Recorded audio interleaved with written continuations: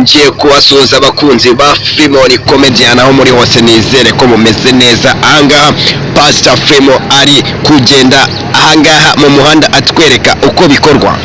Pastor Fremon abapasitoro b'iki gihe muramuzi, yadukiniye nyinshi cyane, aho yakinnye ari pastor, aho yakinnye hari n'iki ahangaha agarutse ari umusinzi kabuhariwe. Mbibutsa ko mugomba gukanda subscribe, mugakora share, like, comment, ubundi tugakomeza tukagize tubaha ibyiza gusa.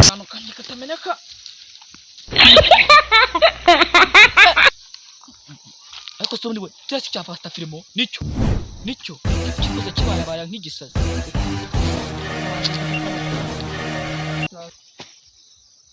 Umugore ngo yicaye ngo yashatse igizaho ngo yashatse.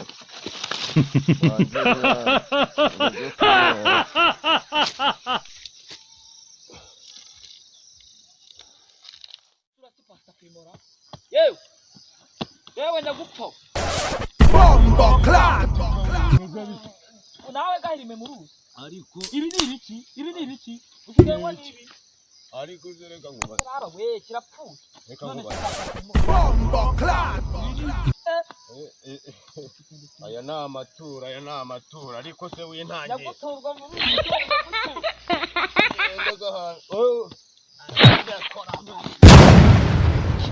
Gahaguruka ngo cyose. Ariko ubundi uranjyana. Reka dutahe. Ubundi uranjyana. Dutahe. Ngiye nkuko Reka dutahe. Pastor Fremon Sama. Turataha. ngiye nkukubite. Irani ibiki mbona.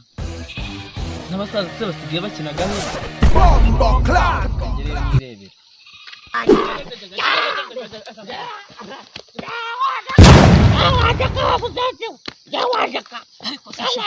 Turataha ni dutaha. Tutaza gupfa.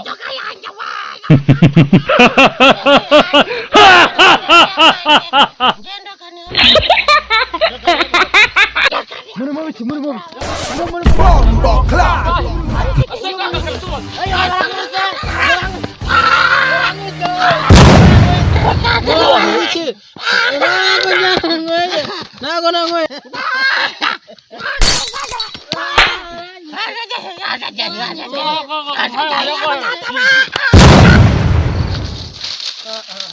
Ariko manyanga narago. Urasi Pastor Fremon. Reka nzobere.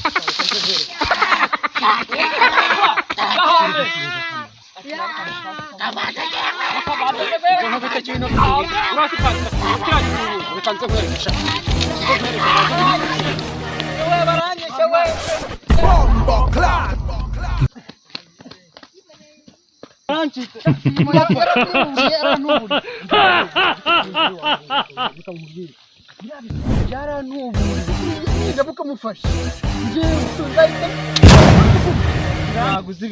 Nje ndi kubakiza amazi. Bombo clap.